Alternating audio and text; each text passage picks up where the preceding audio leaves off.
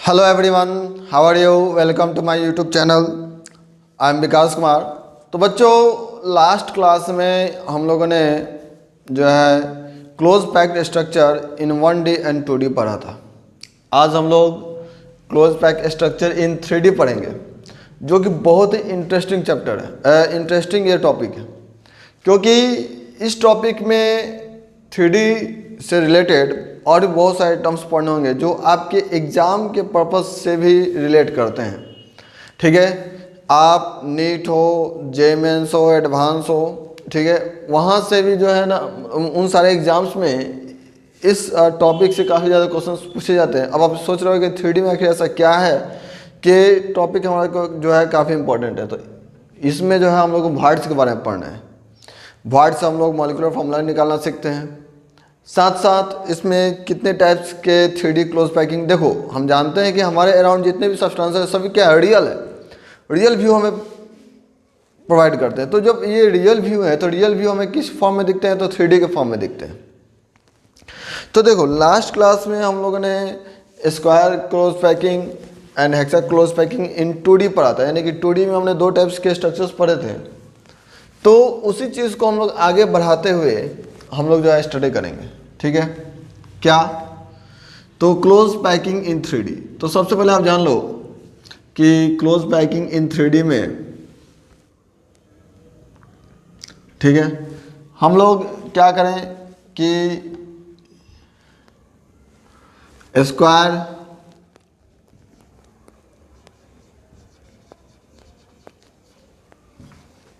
Close packing in 3D पढ़ेंगे, और second hexagonal close packing in 3D पढ़ेंगे। ठीक है, तो चलो ध्यान दो। Square close packing and hexagonal close packing in 3D क्या होता है? तो 3D में जैसा कि आप जान लो कि हम लोग क्या करते हैं कि एक लेयर को, एक लेयर के ऊपर दूसरे लेयर को हम लोग अरेंज करते हैं। ठीक है, जैसे मान लिया जाए यहाँ पर आपके पास क्या है, तो स्फीयर्स,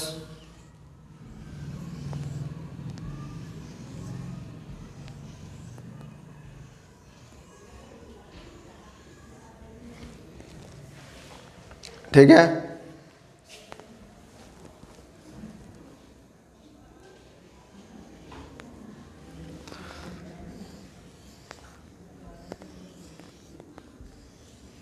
चलो थोड़ा ध्यान देना, ये हमने लास्ट लेक्चर में पढ़ा था।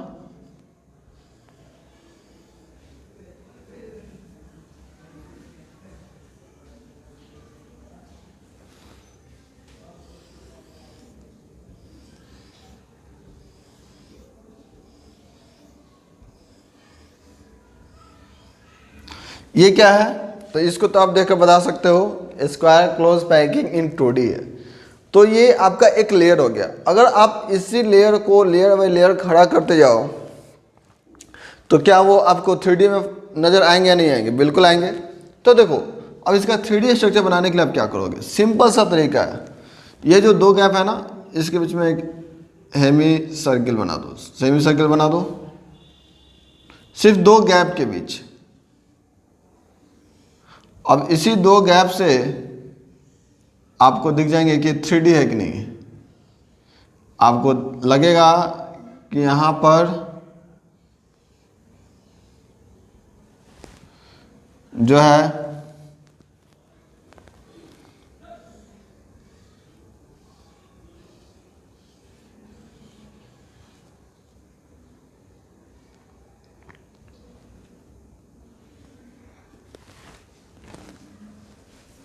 ठीक है बाबू, थोड़ा सा हम लोग यहाँ पे गड़बड़ कर दिए हैं। ठीक है,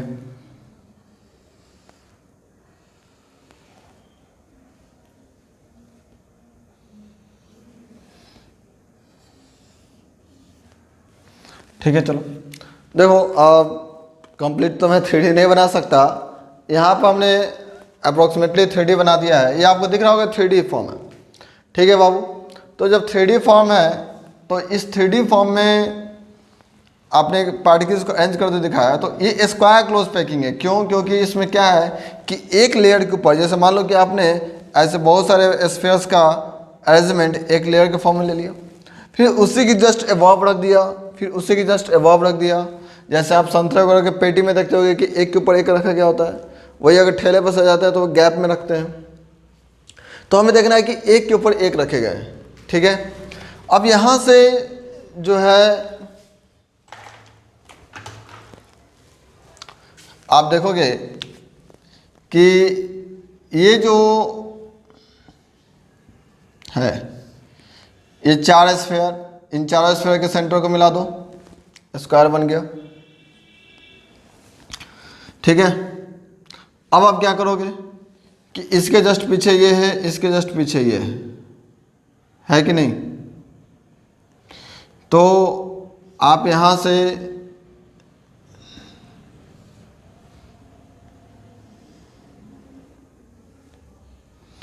एक क्यूब बना लो, क्यूब बन गया। तो ये जो है ना क्यूबिकल क्लोज पैकिंग भी हो सकता है, ठीक है। और इसको हम लोग square close packing in 3D कहते हैं। अब चलो ध्यान दो, यहाँ पे आपने जो है ए अरेंजमेंट लिया, जैसा अरेंजमेंट यहाँ भी है। अब लेयर बाय लेयर आप रखोगे तो सभी का अरेंजमेंट क्या होगा? एक ही टाइप के होंगे, ए टाइप।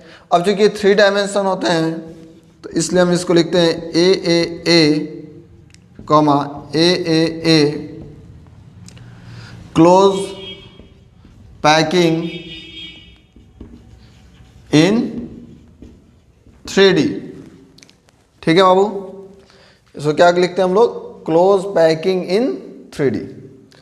अब जो है यहां से इसका कोऑर्डिनेशन नंबर पूछा जाए, अब बताओ तो कोऑर्डिनेशन नंबर क्या होगा?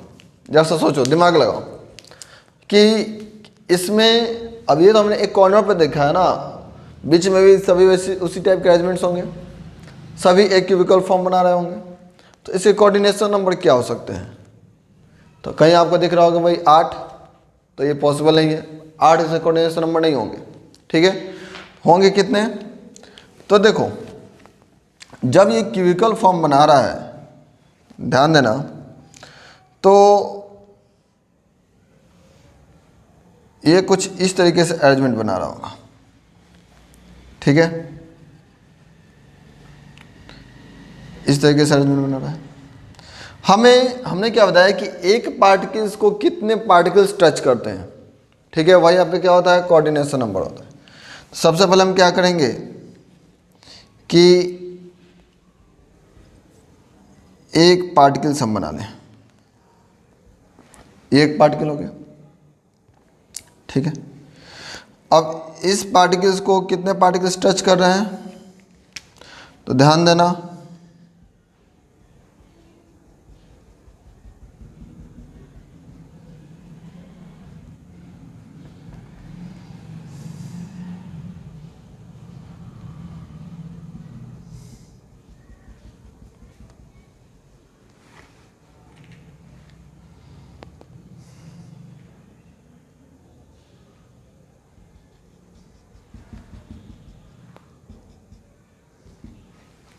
तीन पार्टिकल्स आपको टच करते दिखाई दे रहे हैं, बट ये 3 डायमेंशनल होते हैं, इसलिए हम इसके तीनों एक्सिस को इस डायरेक्शन में भी बढ़ाएंगे,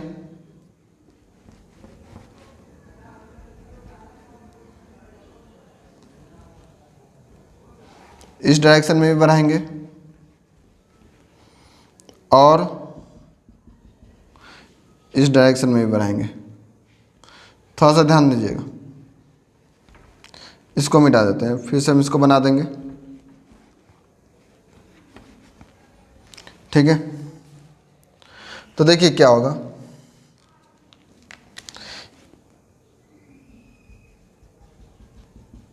एक पार्टिकल से यहाँ, फिर इसी को टच करते हुए पार्टिकल्स यहाँ होंगे,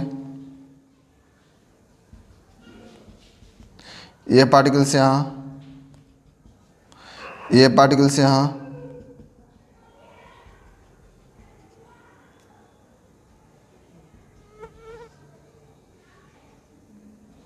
और ये पार्टिकल्स यहाँ। अब बता दो कितने पार्टिकल्स हो गए? 1 2 3 4 5 एंड 6। समझे कि नहीं? तो 6 पार्टिकल जो है ना इसको टच कर रहे हैं, एक पार्टिकल्स को, तो इसके कोऑर्डिनेशन नंबर आपके कितने हो जाएंगे? कोऑर्डिनेशन नंबर हो जाएंगे यहाँ से 6। ठीक है, इस बात को ध्यान रखिएगा कि अगर square close packing in 3D हम बनाते हैं तो वहाँ से कोऑर्डिनेशन नंबर क्या होंगे? 6 होंगे। ठीक है, अब hexagonal close packing in 3D, तो जैसा कि अभी मैंने कुछ देर पहले आपको सिखाया था कि hexagonal close packing in 3D में सबसे पहले हम क्या करेंगे कि हेक्सागोनल शेप बनाएंगे 2D में।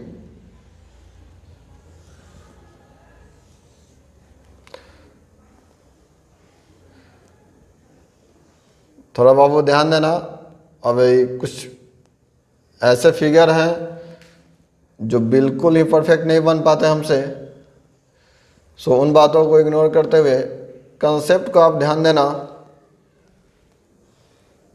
वैसे कोशिश करता हूँ कि लगभग मैं सही फिगर बना दूँ। आप लोग तो खैर एक बार में सही फिगर बना दोगे, है कि नहीं?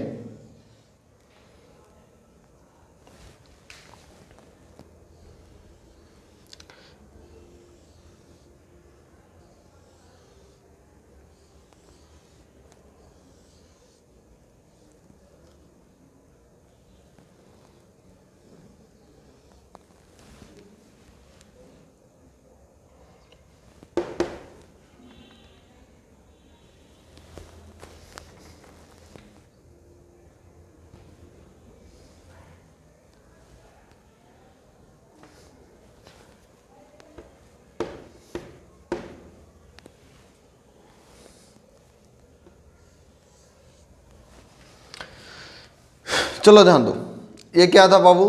तो ये था हेक्सागोनल क्लोज पैकिंग इन 2D, जो कि मैंने लास्ट लेक्चर में आपको पढ़ाया था। ठीक है, तो यहाँ से अब जो आपने ये तो अरेंज कर लिया, अब इसके ऊपर आप कैसे इसका 3D फिगर बनाओगे? 3D में कैसे बनेगा सोचो जरा सा।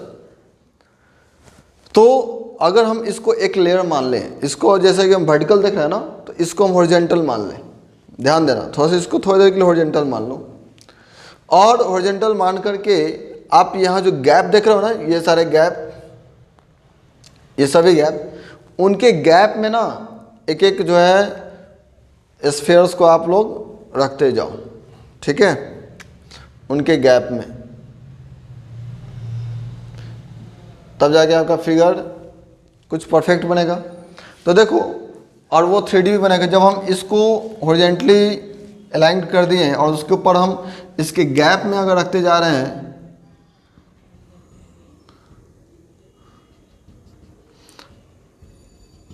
देखते जाना।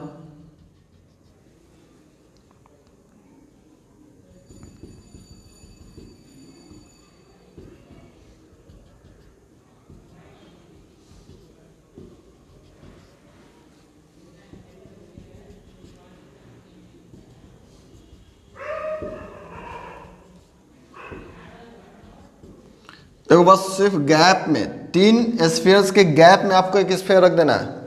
ठीक है बाबू, 3 स्फीयर के गैप में आपने एक स्फीयर रख दिया।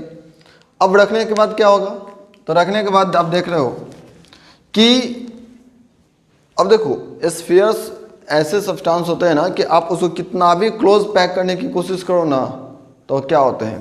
क्लोज पैक नहीं हो पाते, उसमें थोड़ा थोड़ा मिनिमम स्पेस रह ही जाता है। ठीक है, कुछ ना कुछ स्पेस रह जाते हैं। हाँ, वही अगर स्क्वायर फॉर्म में हो, क्यूबिकल फॉर्म में हो, आप उसको चिपका कर रख सकते हो।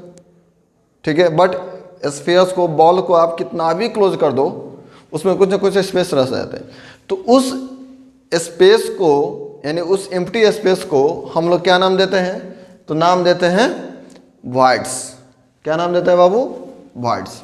तो यहाँ पे देखो, 2 टाइप्स के वॉइड्स बनते हैं। अगर हम हेक्सागोनल, अब ये 3D बना कि नहीं आपके पास? 3D बन गया ना, एक लेयर फिर उसके ऊपर एक लेयर। अरे यार जैसे मान लो कि आप ठेले पर संतरे को सजाते हुए देखो, ये लड्डू को सजाते हुए देखो, क्या होगा कि आप नीचे एक लेयर बिछा दिए, ठीक है, बहुत सारे लड्डुओं की लेयर बिछा दी, उसके ऊपर गैप में एक एक रखते जाओ, फिर उसके ऊपर गैप में रखते जाओ, तो वो क्या बनता है, 3D स्ट्रक्चर भी बना और साथ साथ hexagonal close packing in 3D बना। यहाँ पे देखो 3 और 1 4, 4 स्फीयर से बना। यहाँ पे हम टी लिख रहे हैं, ध्यान देना, 1 2 3 1 4, टी लिख रहे हैं, टी लिख रहे हैं, टी लिख रहे हैं। बट ये देखो, ये भी एक एम्प्टी स्पेस है। ये एम्प्टी स्पेस कैसा है, कितने स्पेस से बना, तो एक, ये ब्लैक वाला देखना, 1 2 और 3, उसके ऊपर रेड वाला देखना, 1 2 और ये 3, 3 और 3 6, ओ, और ओ क्या है, तो ऑक्टाहेड्रल वर्ड्स, ठीक है। तो ध्यान दो बाबू, अब फिर यहाँ पे भी देखो 1 2 3 4 5 6, यहाँ भी क्या बन रहा है, ऑक्टाहेड्रल वर्ड्स, ऑक्टाहेड्रल वर्ड्स। फिर यहाँ पर आप देखोगे कि 1 2 3, यहाँ पर बन जाएंगे टेट्राहेड्रल वर्ड्स। ये रेड वाला देखो 1 2 3 और ये ब्लैक वाला पीछे 4, यहाँ टेट्राहेड्रल वर्ड्स बन रहे हैं। फिर यहाँ पे ऑक्टाहेड्रल वर्ड्स। अब वर्ड्स क्या होते हैं, तो वर्ड्स एम्प्टी स्पेस है जो कि स्फीयर्स के लेयर्स को जब हम अरेंज कर रहे हैं ना, तो अरेंज करने के बाद उनके बीच जो भी एम्प्टी स्पेस बन रहे हैं ना, वो 4 स्फीयर्स या तो 6 स्फीयर से बन रहे हैं, तो वो क्या कहलाएंगे बाबू, ऑक्टाहेड्रल वर्ड्स कहलाएंगे। तो देखो ध्यान से, यहाँ पर हेक्सागोनल क्लोज पैकिंग में वर्ड्स बनते हैं। तो सबसे पहले हम जानेंगे कि वर्ड्स क्या है। वर्ड्स क्या है, तो हम लिख सकते हैं the empty space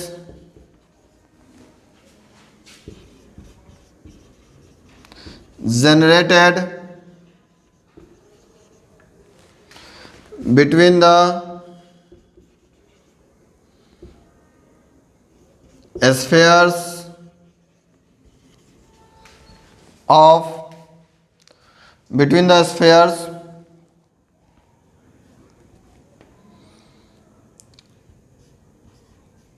of layers of hexagonal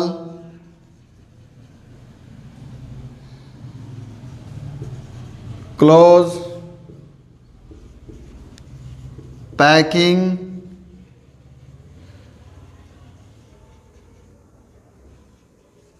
arrangement, close packing arrangement, ठीक है, आर नोन एज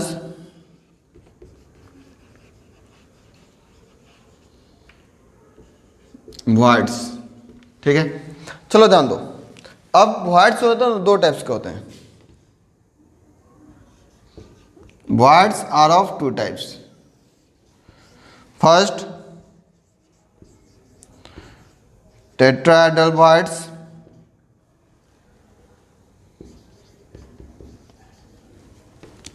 second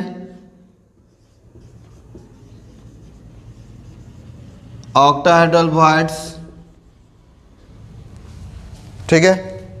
तो tetrahedral words and octahedral words क्या होते हैं, तो टेट्राहेड्रल वर्ड्स के बारे में जान लो। द वर्ड्स, इसके डिफिनीशन को हम लिख दे रहे हैं, the words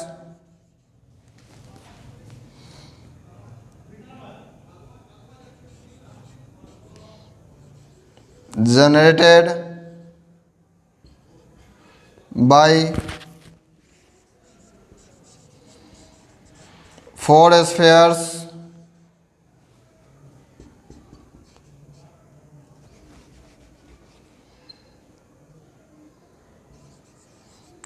are known as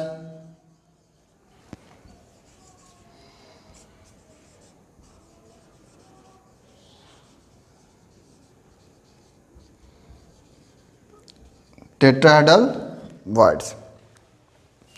इसके बारे में जान लो, द वर्ड्स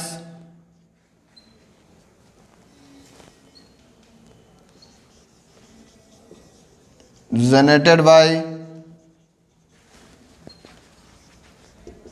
6 spheres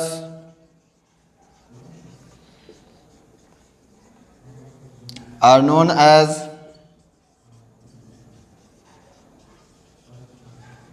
टेट्राहेड्रल बॉइड्स।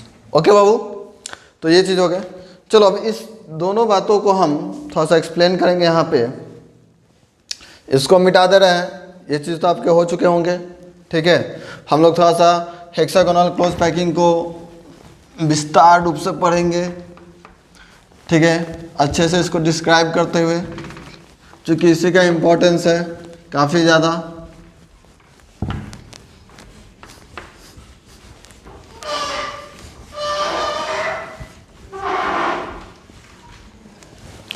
चलो ध्यान दो, टेट्राहेड्रल बॉइड्स एंड ऑक्टाहेड्रल बॉइड्स। ओके, तो यहाँ पे ध्यान दो, 4 स्फीयर्स। सबसे पहले जो है आप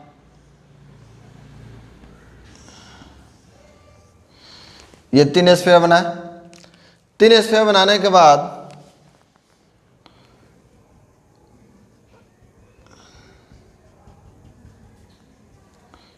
यहां से आपने कितने स्फीयर्स, एक और स्फीयर्स बनाया। तो इस स्फीयर्स में आप देखो 4 स्फीयर होगा ना, 4 स्फीयर्स में यहाँ इनके बीच जो बॉइड्स बनेंगे वो टेट्राहेड्रल बॉइड्स बनेंगे। जैसे मान लो आपने 3 बॉल को रख दिया, 1 2 3, 3 बॉल आगे रख दिए, 3 बॉल नीचे रख दिए अटैच करके गैप में, मतलब 2 बॉल आपने आगे रखा, 1 बॉल उसके गैप में रखा, और उसके ऊपर एक और बॉल आपने, उसके ऊपर आपने एक और बॉल रख दिया। तो अब सोचो कि यहाँ जो बीच में जो एम्प्टी स्पेस बन रहे होंगे वो एम्प्टी स्पेस क्या कहलाएंगे, वॉइड्स कहलाएंगे। क्या कहलाएंगे बाबू, वॉइड्स कहलाएंगे। तो उस वॉइड्स को हम लोग टेट्राहेड्रल बॉइड्स देंगे, क्योंकि यहाँ पर टोटल इस वॉइड्स को फॉर्म करने में टोटल स्फीयर्स कितने लगे, तो 4। ओके, तो ये रहे आपके टेट्राहेड्रल बॉइड्स, ठीक है। अब जो है यहाँ पे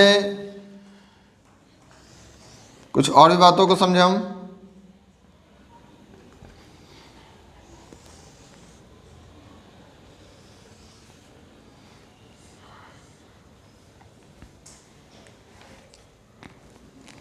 ये आपने 3 स्पेस को देखा,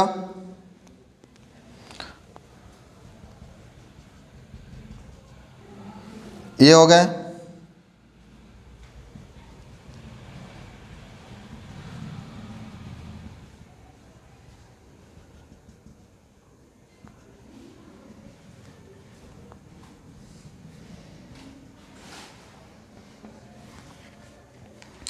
ये आप देख रहे हो ना, ये जो स्पेस जो मिल रहा है आपको 6 स्फीयर से मिल रहा है, ये जो एम्प्टी स्पेस, जैसे कि मान लो आपने 1 2 और 3 स्फीयर्स आपने रखा, और 3 स्फीयर्स को जस्ट उसके अल्टरनेट में अपोजिट, यानी कि देखो आगे अगर 2 रखा पीछे 1, तो अब आगे 1 रखो पीछे 2, ठीक है, 6 मिल गए।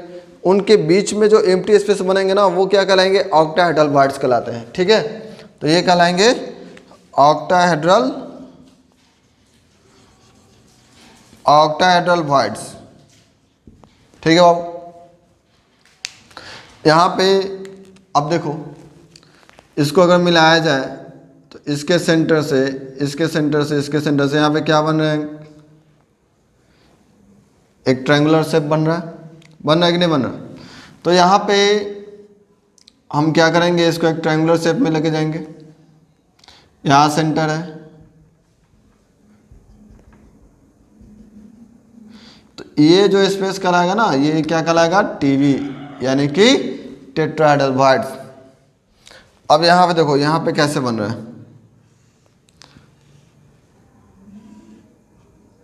यहाँ पे इस तरीके से,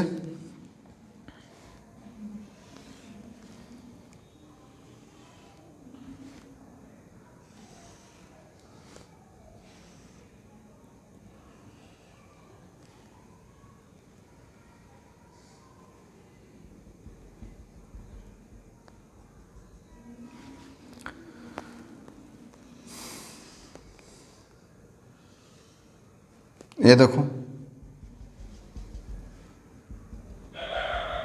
हमने जो है एक जो आप देख रहे हो डार्क लाइन से, वो डार्क लाइन नीचे वाले स्फीयर्स के लिए, डॉटेड लाइन या ऊपर वाले स्फीयर्स के लिए। और यहाँ पे देखो, यहाँ पे ये जो स्पेस जो बन रहा है ना, ये आप देख रहे होंगे, ये वॉइड्स कहलाएंगे ना। तो ये वॉइड्स क्या कहलाएंगे बाबू? ऑक्टाहेड्रल वॉइड्स, ओ भी। तो आई होप कि ये आपको क्लियर हुआ होगा। Tetrahedral voids and octahedral voids clear हुए होंगे। अब जो है तो आप याद रखोगे जनरली आप याद रखना कि tetrahedral voids are those voids which are found by 4 spheres and octahedral voids are those voids found by 6 spheres. अब चलो यहाँ से एक और कंसेप्ट आता है। वो कंसेप्ट क्या है? कंसेप्ट ये है कि ये जो वॉइड्स हैं वो वॉइड्स किस पर डिपेंड करते हैं? तो ये वॉइड्स नंबर ऑफ स्फीयर्स पे डिपेंड करेंगे। जितने स्फीयर्स उसके अकॉर्डिंग आपके पास क्या होंगे?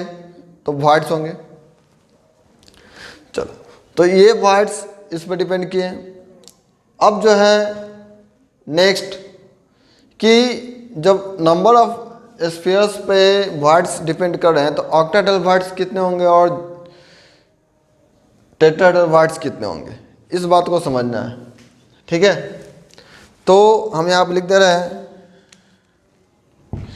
कि नोट में करके लिख दे रहे हैं हम यहाँ पे, आप लोग लिख लोगे इसको। Total number of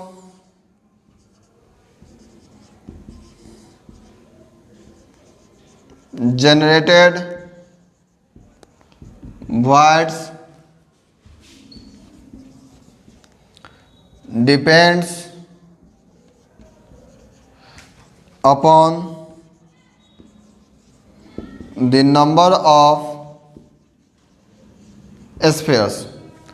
total number of generator, जितने वर्ड्स जनरेट होंगे वो सब किस पर डिपेंड करेंगे? नंबर ऑफ स्फीयर्स पर। तो नंबर ऑफ स्फीयर्स आपके पास कितने हैं? क्या आपको फिक्स है? नहीं फिक्स है। नंबर ऑफ स्फीयर्स का मतलब क्या होगा? नंबर ऑफ पार्टिकल्स, यानी कि नंबर ऑफ एटम्स और number of molecules.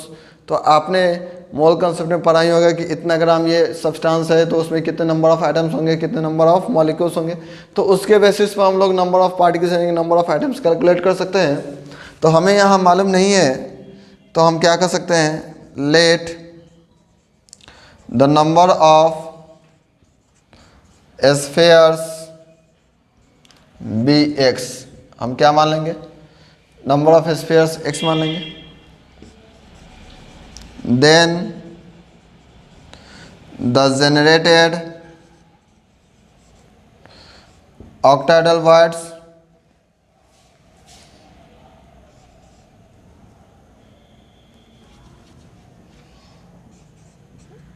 will x and the generated tetrahedral voids will 2x। ठीक है, ध्यान दो, ऑक्टाहेड्रल वॉइड्स x होंगे तो टेट्राहेड्रल वॉइड्स कितने होंगे? 2x होंगे। चलो ध्यान दो, वो कैसे? यहाँ पे 4 स्फीयर से मिलकर के एक टेट्राहेड्रल वॉइड्स बन रहा है। ठीक है, 6 स्फीयर से मिलकर एक ऑक्टाहेड्रल वॉइड्स बन रहा है। अब यहाँ पर अगर हम इस 6 के ऊपर एक और स्फीयर रख दें, ये जो गैप बीच में हमको दिख रहे हैं, जो हमें बिल्कुल ही आर पार दिख रहा है, उसके ऊपर एक रख दें और उसके नीचे से भी एक रख दें, तभी एम्प्टी स्पेस उसके बीच बनेंगे। यहाँ भी, यहाँ तो ऐसे नहीं है। तो यहाँ पे देख लो कि 4 स्फीयर से एक टेट्राहेड्रल वॉइड्स, तो 8 स्फीयर से एक ऑक्टाहेड्रल वॉइड्स, तो 8 स्फीयर से कितने टेट्राहेड्रल वॉइड्स बन सकते हैं? 2। इसका मतलब क्या है कि जितने भी टेट्राहेड्रल वॉइड्स होंगे, जितने भी ऑक्टाहेड्रल वॉइड्स होंगे, उसके रेस्पेक्ट में टेट्राहेड्रल वॉइड्स कितने होंगे? उसके डबल होंगे। तो ये चीज़ क्लियर है। ठीक है, और तो ये जो है ना, यहाँ पर जो आपने देखा कि ये जो स्ट्रक्चर हमने ड्रॉ किया, ये था by placing second layer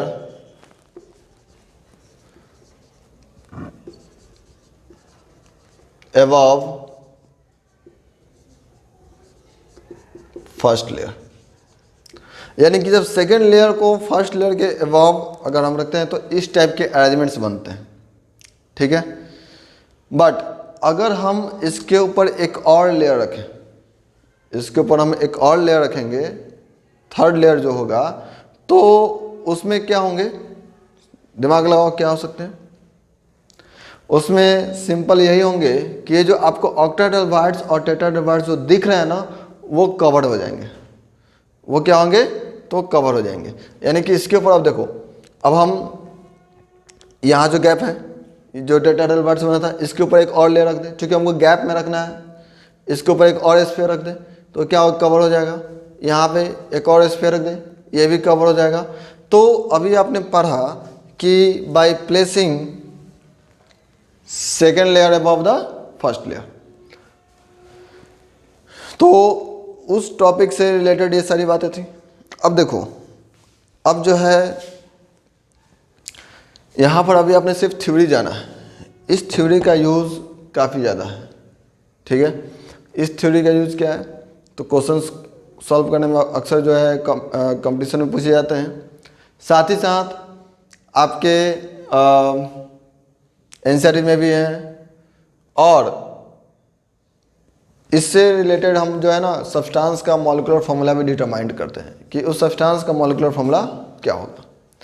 तो एक बात ध्यान रखें कि इससे रिलेटेड जो है ना न्यूमेरिकल्स हम इसके नेक्स्ट लेक्चर में देंगे, ठीक है। हम अभी नहीं देने जा रहे हैं।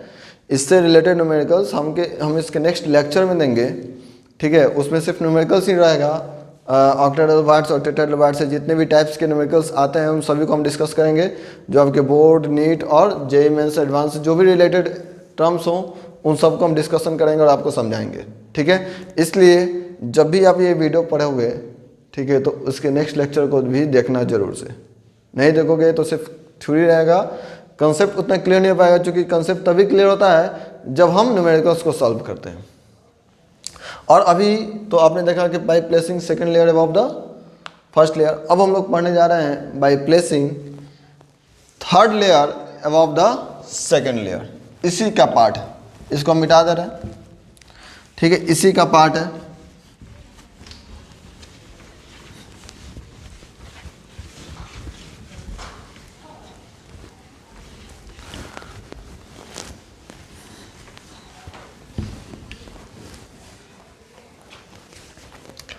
चलो ध्यान दो, by placing third layer above second layer, ठीक है। By placing third layer above second layer. चलो ध्यान दो, सबसे पहले तो हम क्या करें कि हेक्सागोनल क्लोज पैक स्ट्रक्चर बनाएं।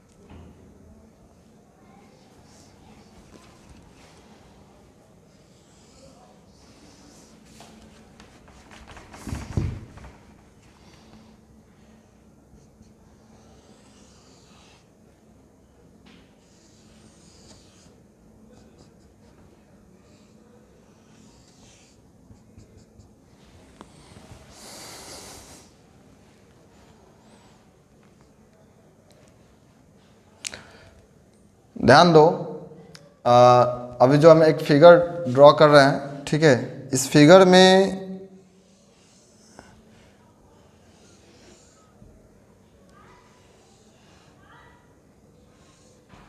बहुत ही खास बात भी है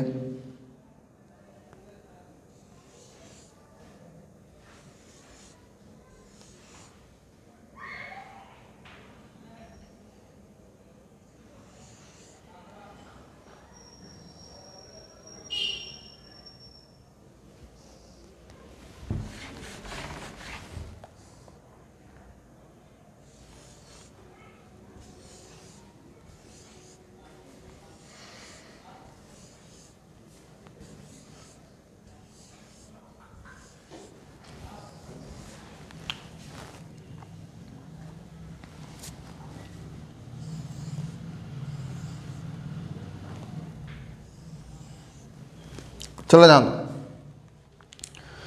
यहाँ पे आपने देखा कि ये जो है हेक्सागोनल लेयर है, ये आपने देखा 3 स्फीयर्स हैं,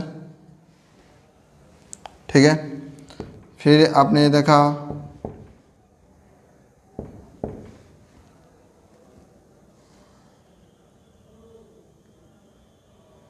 सॉरी यहाँ पे जो है गड़बड़ एक फिगर बन गया था।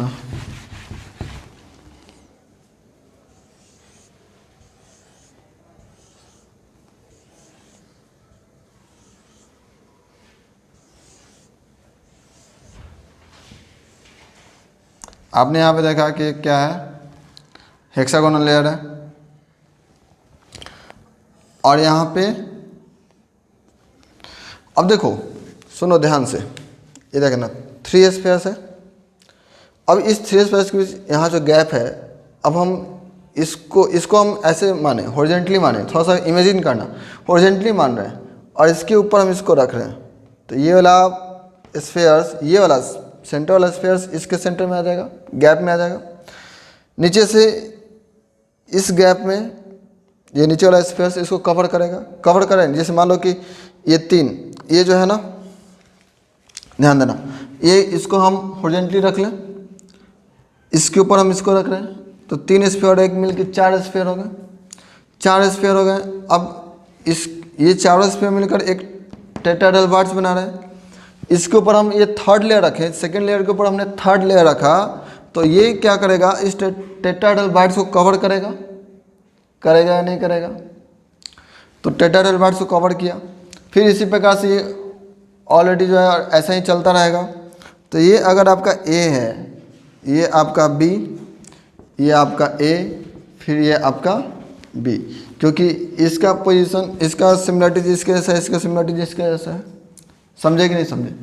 तो ये आपका बना ए बी टाइप, समझ गए? एक और, अब हम लोग ने देखा कि टेट्राहेड्रल बार्स को कवर किया, ठीक है। यहाँ से जो है हम लोग इसको लिख सकते हैं बाय कवरिंग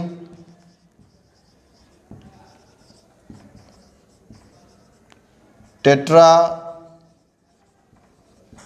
बार्स, ठीक है। यहाँ से बाय कवरिंग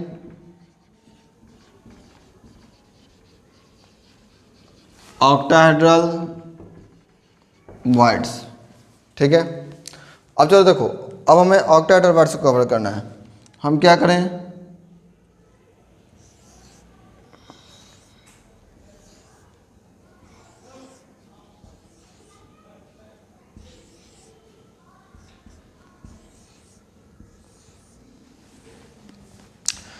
ठीक है।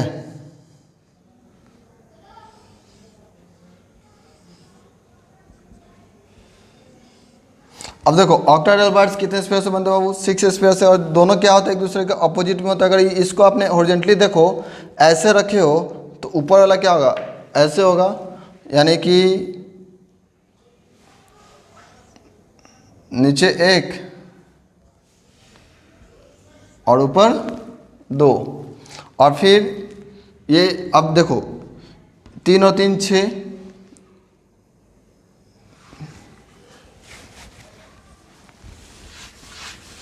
सॉरी,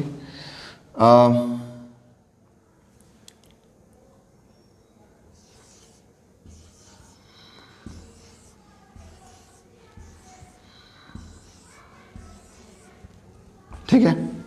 अब देखो 3 और 3 6, इन दोनों का जो सेंटर होगा बिल्कुल खाली होगा बीच में, और वो इस स्फीयर पे आ जाएंगे, ठीक है। तो इसके कारण यहाँ पे क्या मिल गया आपको, ऑक्टाहेड्रल बार्स। अब जो चौथा लेयर हम बनाएंगे,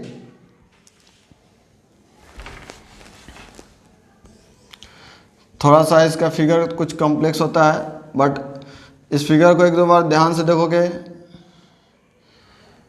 तो आपके लिए बहुत ही इजी हो जाएगा, ठीक है।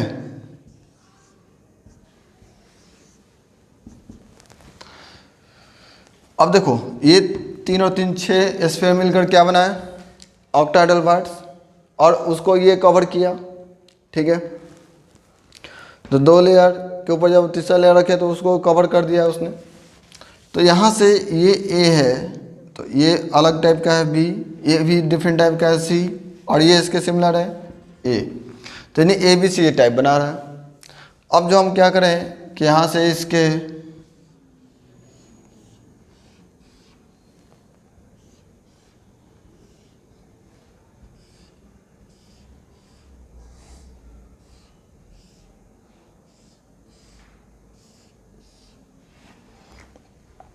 ठीक है, अब चाहो तो आप इसको मिला भी सकते हो, ठीक है, अपनी संतुष्टि के लिए कि जो भी आपने बनाया वो एक दूसरे के ऊपर लाइक कर रहा है कि नहीं कर रहा है। देख रहे हो ना, ये सारे पॉइंट्स जो है लाइक कर रहे हैं। इसका सेंटर भी जो है इस सेंटर को टच करेगा, इस बात को ध्यान रखना। यहाँ भी जो है ये आप बनाते बनाते यहाँ से आप आ जाओगे,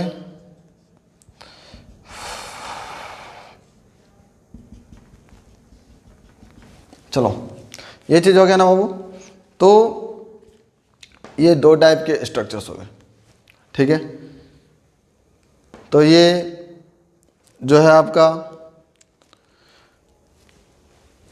ये जो है आपका